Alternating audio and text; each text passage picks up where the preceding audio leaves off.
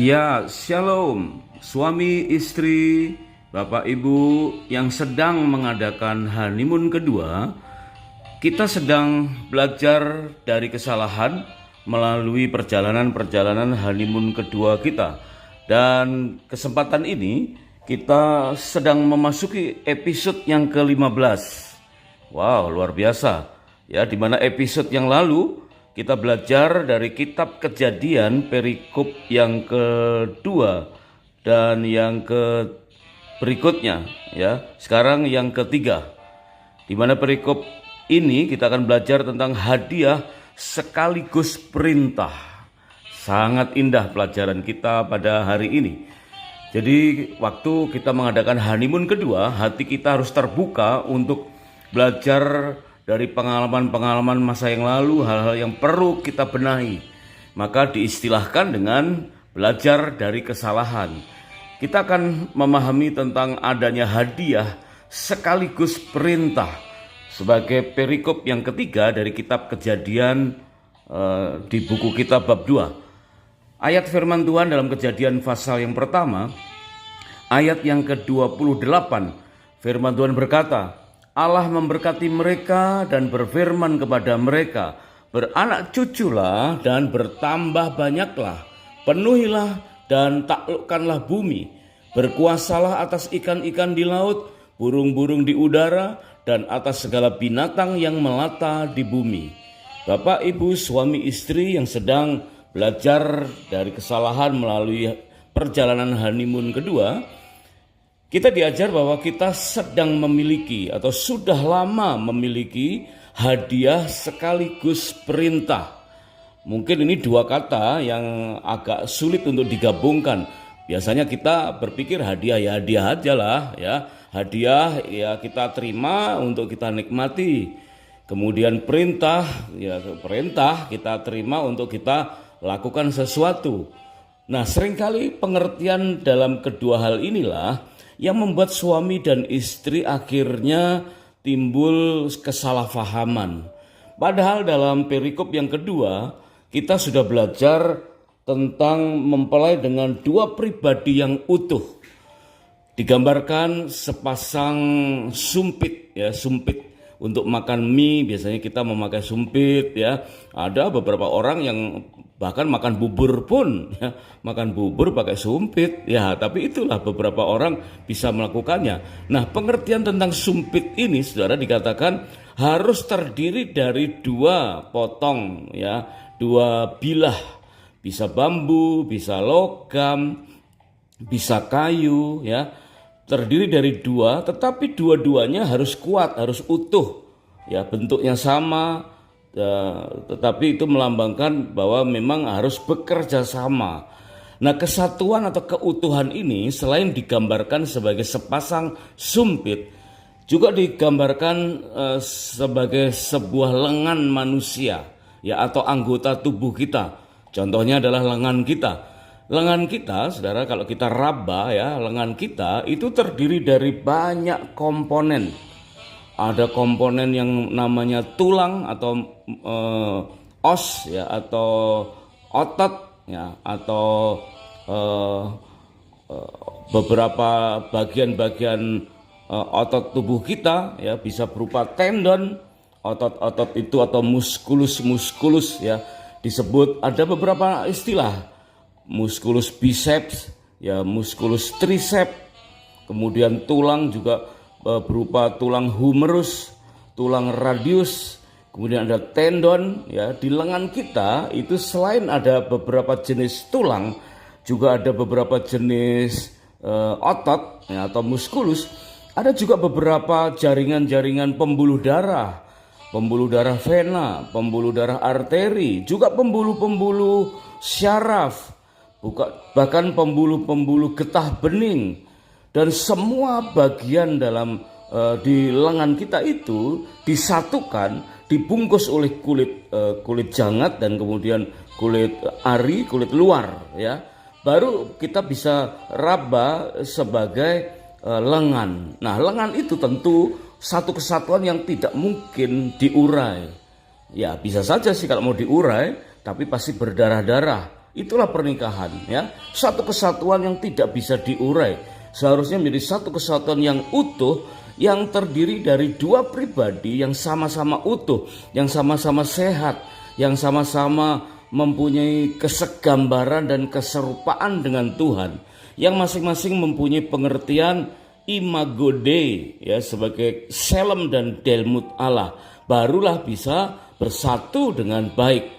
Jadi bukan mencari kesempurnaan dalam pernikahan, tetapi masing-masing pribadi harus mencapai kesempurnaan di dalam Kristus, baru bisa bersatu dalam pernikahan. Nah, setelah kesatuan itu terjadi, saudara, maka dikatakan Tuhan memberikan perintah, ya, hadiah sekaligus perintah. Wow, Kejadian 1 ayat yang ke-28 ini menunjukkan demikian. Dikatakan Allah memberkati mereka. Wah, luar biasa ini. Ini berkat awal pernikahan mula-mula, the Bereshit, ya, kitab Kejadian, Bereshit pada mulanya. Inilah awal mula sebuah pernikahan diberkati oleh Tuhan. Dikatakan Allah memberkati mereka dan berfirman kepada mereka, beranak cuculah dan bertambah banyaklah. Penuhilah dan taklukkanlah bumi. Berkuasalah atas ikan-ikan di laut, burung-burung di udara, dan atas segala binatang yang melata di bumi. Mengapa kalimat ini disebut hadiah sekaligus perintah, saudara? Karena kita diberi hadiah, ya. Ketika kita menikah, kita diberi hadiah yang selama hidup kita belum pernah kita terima, atau tepatnya belum boleh kita lakukan, yaitu hubungan suami istri. Ya, ada satu film pendek di mana anak-anak sekolah minggu diberi dua benda dan diberi pesan jangan dijamah, jangan diapa-apakan, tunggu sampai kakak kembali ke ruangan ini. Dan benda itu satu terdiri dari permen coklat, ya, kecil gitu, saudara. Tentu setiap anak kecil pasti sangat tertarik dengan permen coklat, ya. Kemudian benda yang satunya lagi adalah bungkusan kado yang sangat menarik. Ya, tentu anak kecil tertarik dengan bungkusan kado yang warna-warni, dibungkus dengan pita-pita yang sangat menarik. Dua-duanya sangat menarik hati. Tapi anak-anak itu ada sekitar 33 anak itu dalam penelitian, ya. Itu ditaruh di sebuah ruangan, ada yang berdua, ada yang sendiri, ada yang bertiga, dengan pesan yang sama, jangan dijamah. Nanti kalau kakak udah datang, maka kamu akan terima hadiah yang lebih baik, hadiah yang lebih besar. Nah, ternyata dari 33 anak itu, saudara, ada 31 anak yang tertib. Ya, sekalipun diraba coklat atau kado itu, tapi tidak diapa-apakan, sekedar diraba, sekedar dipegang karena penasaran. Ya, sekedar dilihat kiri kanan dan seterusnya, tapi diletakkan kembali. Hanya ada 2 anak yang kemudian tanpa bisa menahan, dia makan coklat itu. Bahkan seorang lagi membuka kado itu, isinya juga roti tart, ya, kue yang ada coklatnya juga, sangat menarik, saudara. Nah, ini mengandung makna apa, saudara? Penguasaan diri. Bagaimana seorang anak harus bisa menguasai diri, mengikuti perintah untuk tidak menjamah, tidak makan dari coklat, atau tidak membuka kado yang sudah disediakan. Meskipun sudah tersedia di depan mereka, tapi pesannya jangan sampai diapa-apakan. Nah, demikianlah pandangan kita seharusnya terhadap hubungan seks. Karena hubungan suami istri itu sesuatu yang sebetulnya udah ada di sekitar kita. Sejak kecil pun sekarang banyak anak-anak yang sudah mulai mencobanya. Dan itu tentu kita tahu sebuah dosa. Itu pelanggaran yang sangat amat fatal. Dan jika kita menjaga hidup kita tetap kudus, tetap perjaka dan tetap perawan sampai pernikahan, sampai ibadah pemberkatan pernikahan, maka sifat dari hubungan suami istri atau hubungan seksual itu bagaikan hadiah sekaligus perintah. Alangkah indahnya kita menerima hadiah yang sangat indah, yang seumur hidup baru boleh, ya, kita nikmati, tetapi mengandung perintah. Tertulis bahwa Allah berfirman kepada Adam dan Hawa sebagai suami istri atau mempelai yang pertama di dunia. Dan firman yang berisi perintah Pemberian otoritas itu tentang bertambah banyak, menaklukkan, dan berkuasa. Ada banyak istilah-istilah muncul dari berbagai terjemahan Alkitab, saudara, tentang ayat-ayat ini. Menunjukkan bahwa hadiah sekaligus perintah itu memang sangat penting. Dan beberapa kalimat antara lain dari English Standard Version. Kalimat itu berkata, jadilah berbuah dan berlipat ganda dan penuhi bumi. Kemudian Contemporary English Version di situ menyebutkan punya banyak anak, penuhi bumi dengan orang-orang. Alkitab Darby berkata tambah dan berlipat ganda dan penuhi bumi. Alkitab Godword berkata jadilah subur, bertambah jumlahnya, penuhi bumi. Alkitab King James berkata jadilah berbuah dan berkembang biak dan mengisi bumi. Alkitab The Message, makmur, reproduksi, penuhi bumi. Nah, kalimat-kalimat itu jika dirangkum dalam versi ringkas akan terdiri dari dua kata, yaitu be fruitful and multiply. Ya, fruitful, berbuah, dan multiply, berkembang. Di mana dalam bahasa asli tertulis raba dan para, ya. Para dan raba, yaitu berbicara soal hubungan intim suami istri yang sudah sah di dalam Tuhan atau hubungan seks. Dan itu kita istilahkan hari ini dalam pelajaran kita pada episode yang ke-15 ini sebagai perintah, sebagai hadiah sekaligus perintah. Ya, terima hadiah, senang, menyenangkan, tapi di dalamnya ada perintah dan itu sekaligus harus kita kerjakan, saudara, dua-duanya.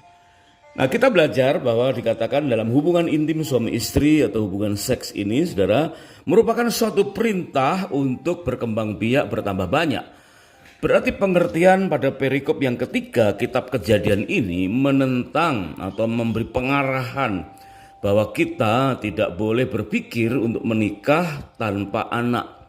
Ini yang sekarang lagi sedang ngetren di beberapa negara dan sudah mulai menjalar ke negara kita di Indonesia. Ada banyak pasangan-pasangan muda yang enggan menikah dan sekalipun menikah tapi pengennya saudara menikah tanpa anak, ya, child free marriage. Nah, ini mereka sudah sepakat, yuk menikah, ya oke menikah ya, tapi jangan merepotkan dengan punya anak. Wow, banyak anak-anak muda di negara lain bahkan berprinsip yang agak aneh, saudara. Mereka ada yang mengatakan daripada punya anak merepotkan, biayanya mahal, harus bertanggung jawab ini itu, lebih mudah, lebih simpel jika kita memelihara hewan peliharaan. Waduh, jadi lebih berharga pet daripada keturunan. Dan ini sesuatu yang tidak sesuai dengan perintah Tuhan. Perintah Tuhan dikatakan hubungan intim suami istri atau hubungan seks ini itu membuat manusia justru menjadi semakin bersatu. Di dalam Kejadian pasal yang kedua, ayat yang ke-24 dan Efesus 5 ayat yang ke-31 dikatakan laki-laki akan meninggalkan ayahnya dan ibunya. Di dalam terjemahan lain disebutkan seorang mempelai. Berarti mempelai laki-laki dan mempelai perempuan meninggalkan ayahnya dan ibunya dan bersatu dengan pasangannya. Kata bersatu dengan pasangannya sehingga keduanya itu menjadi satu daging, itu adalah kesatuan di dalam hubungan seksual yang tak akan bisa terpisahkan karena masing-masing itu akan saling mengenal lebih erat lagi. Digambarkan oleh Alkitab English Standard Version, disebutkan hold fast to his wife, berpegang teguh pada istrinya, berpegangan erat. Alkitab TPT mengatakan lovingly hold to his wife, dengan penuh kasih memeluk istrinya karena keduanya telah menjadi satu daging. Dan kitab King James berkata and shall be joined. Ya, and shall be joined di dalam kamus Gerika nomor 4347 disebutkan proskolau, ginosko. Ya, arti ginosko itu berbicara soal saling mengenal. Berarti perintah untuk saling mengenal. Ada hadiah untuk menikmati hubungan seks suami istri, tetapi juga ada perintah untuk saling mengenal. Ada kegiatan ginosko di dalamnya. Berarti kesatuan antara suami istri itu sebagai antanaklasi skias atau sebagai pantulan bayangan untuk pengenalan akan Tuhan. Ketika kita berupaya untuk saling mengenal suami dan istri sampai sedalam-dalamnya, ya, melalui hubungan seksual, maka cara ginosko itu, saudara, kita yakini sebagai gambaran atau pantulan bagaimana kita berupaya untuk mengenal Allah dengan semakin mendalam. Karena keterampilan mengenal pasangan, saudara, itu akan mudah kita praktekkan ketika kita ingin mengenal Tuhan. Ya, suatu cara yang agak mirip sama, ya, dengan effort yang sama, tapi hasilnya sangat luar biasa. Di dalam Filipi pasal 3 ayat yang ke-10a, firman Tuhan berkata, yang ku kehendaki ialah mengenal Dia, di mana menurut Alkitab TPT dikatakan, and I continually long to know the wonders of Jesus more fully. Artinya, dan saya terus-menerus rindu untuk mengetahui keajaiban Yesus lebih lengkap. Ya, atau that I may know. Ya, ginosko di dalam Kamus Gerika 1097 jelas untuk mengetahui secara mutlak dalam berbagai macam aplikasi dan dengan banyak implikasi, dengan sadar, merasakan, telah memahami, yakin dan mengerti atau mengenal dengan mendalam. Suami istri yang melakukan hubungan seksual dengan baik, dengan pengertian ini, maka akan mendapatkan ginosko, ya, saling mengenal lebih dalam segala hal. Tentu komunikasi itu sangat memegang peranan. Tapi itulah, ya, bahwa kemampuan untuk memahami, mengenal pasangan itu nanti kita akan bisa manfaatkan atau bisa kita pakai untuk mampu mengenal Tuhan. Meskipun suami dan istri, pria dan wanita itu berbeda, saudara, tetapi disatukan dalam satu kesatuan menganggap sebagai hadiah sekaligus perintah. Perbedaan makna persetubuhan memang berbeda, saudara, antara suami dan istri. Nah, perhatikan ini. Selagi kita mengadakan honeymoon yang kedua, mari hati kita terbuka, ya. Kita cek adakah mungkin harapan yang tidak terpuaskan, ya. Ada kesalahan-kesalahan yang terjadi di masa yang lalu, awal-awal menikah yang kita belum begitu mengerti akan banyak aspek dalam kehidupan hubungan suami istri. Nah, sekarang selagi kita honeymoon kedua, kita belajar dari kesalahan. Ketahuilah bahwa memang makna persetubuhan bagi pria berbeda dengan wanita. Pria, saudara, makna rata-rata pria memandang makna hubungan seksual itu dikatakan begini, ingin untuk melepaskan tekanan. Jadi ingin melakukan hubungan seksual itu tujuannya untuk melepaskan tekanan. Ya, itu sudah biasa kita ketahui para pria, ya. Karena kalau sudah pusing, pikiran udah urusan pekerjaan, persaingan bisnis dan lain-lain, ya, inginnya melepaskan tekanan, ketegangan dengan menghampiri istri yang ramah, ya, istri yang siap, yang terbuka hatinya, gitu kan, karena ingin melakukan hubungan seks untuk melepaskan tekanan. Tapi ternyata beda, saudara, makna persetubuhan bagi para wanita. Para wanita memandang hubungan seks itu dikatakan begini, harus lepas dulu dari tekanan, harus bebas dulu dari kesibukan, ya, baru kemudian bisa ingin untuk melakukan. Jadi agak terbalik, ya. Wanita itu harus free dulu pikirannya, tenang dulu suasana batinnya, ya, betul-betul suasana hati yang enjoy, baru timbul ingin untuk melakukan. Sementara suami kebalikannya, saudara, justru saat tertekan ya ingin melakukannya. Nah, sebab itu melalui ginosko, pengenalan yang mendalam, kita akan lebih memahami, mengenal istri, suami dengan lebih baik, ya. Menemukan kepuasan seksual sehingga akan memperkokoh hubungan sebuah pernikahan yang sehat dan kuat.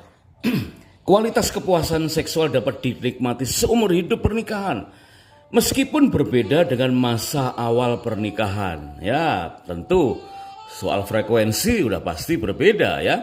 Tetapi kepuasannya harus bisa dinikmati seumur hidup pernikahan kita. Ingatlah saudara, untuk membangkitkan kesiapan melakukan hubungan seksual itu tadi berbeda-beda ya.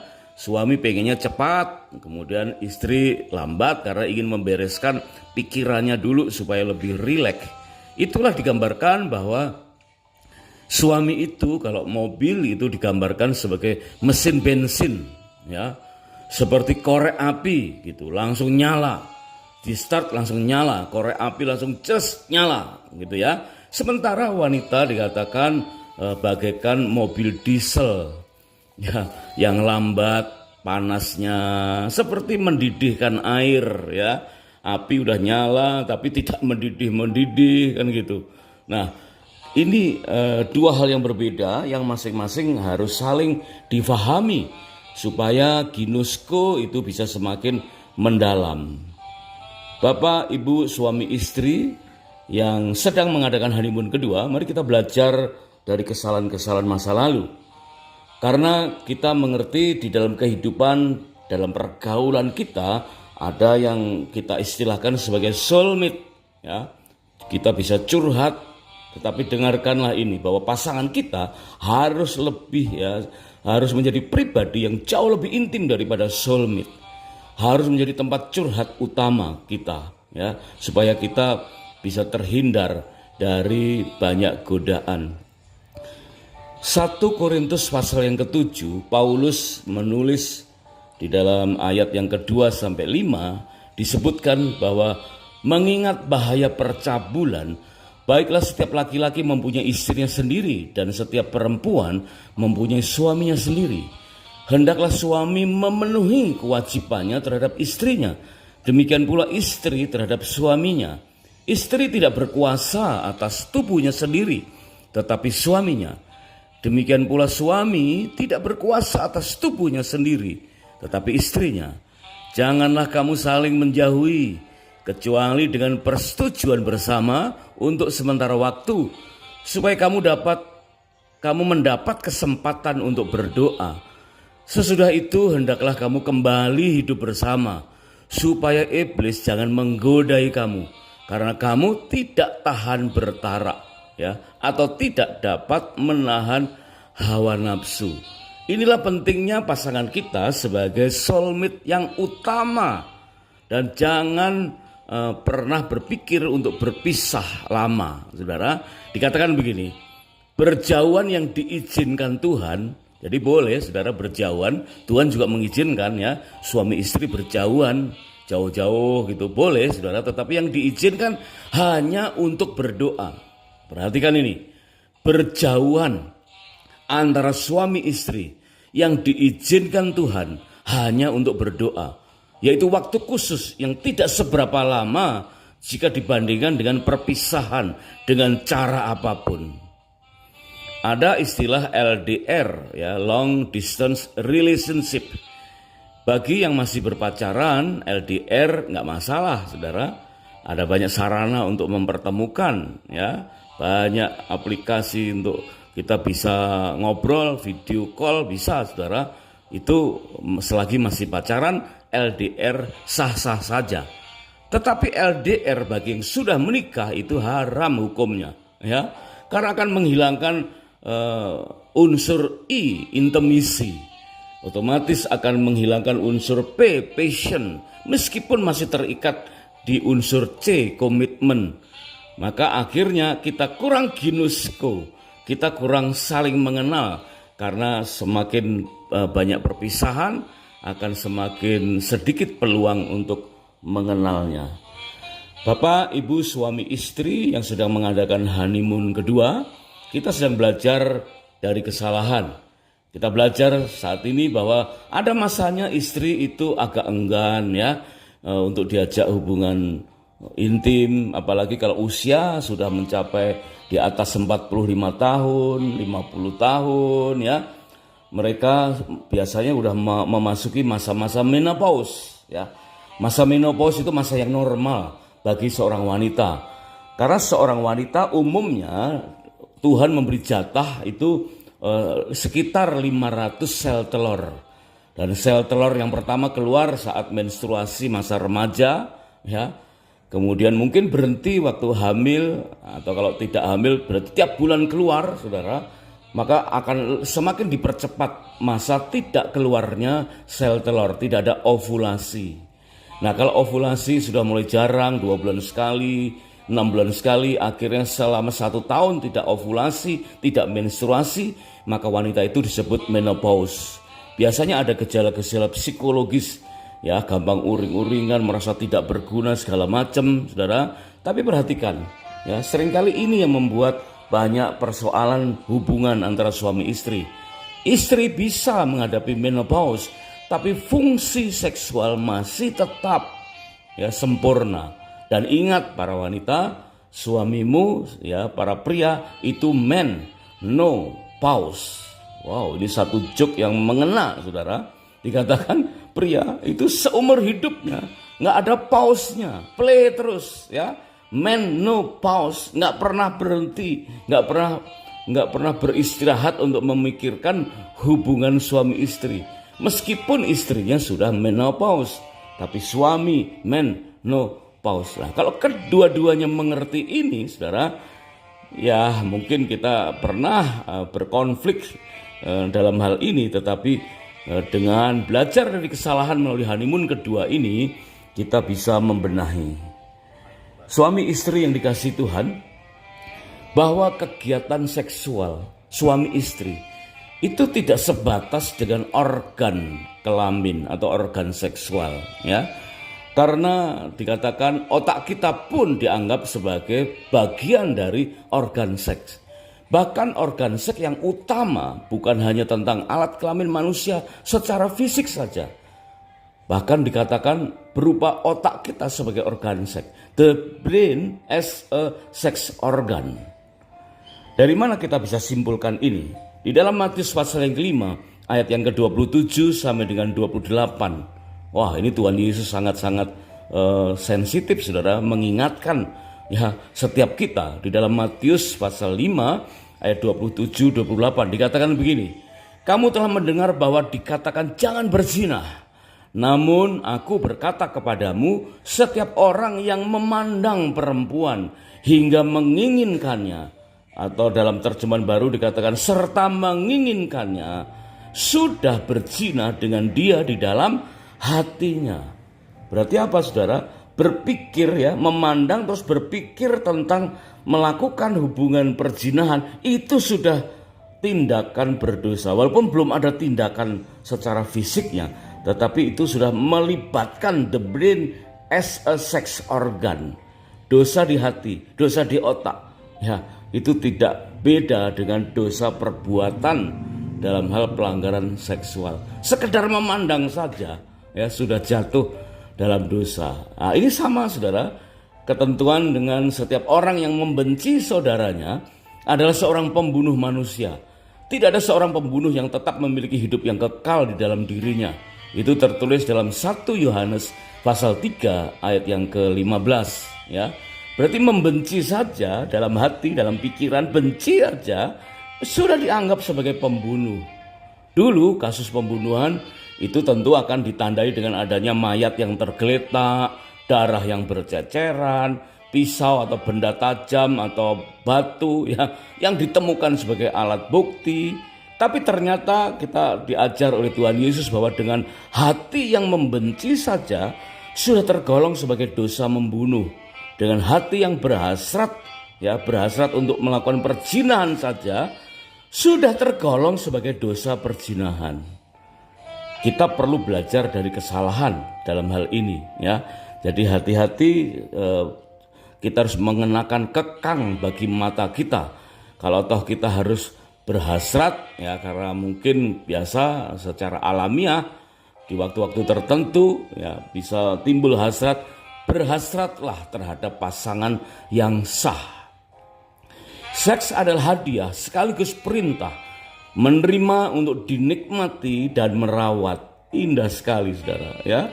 Hadiah untuk dinikmati tapi juga dirawat dan dijalankan karena ada perintah-perintah penting yang harus dilakukan.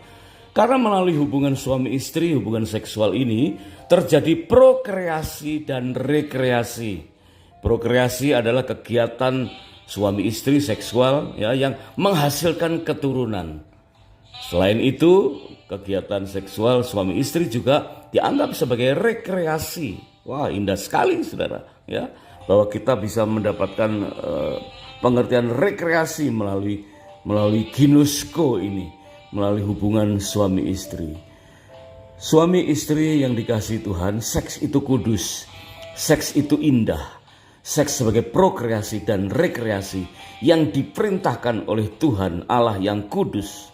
Berarti seks itu adalah kudus dan seks itu indah. Kiranya Tuhan Yesus memberkati pernikahan kita semua. God bless.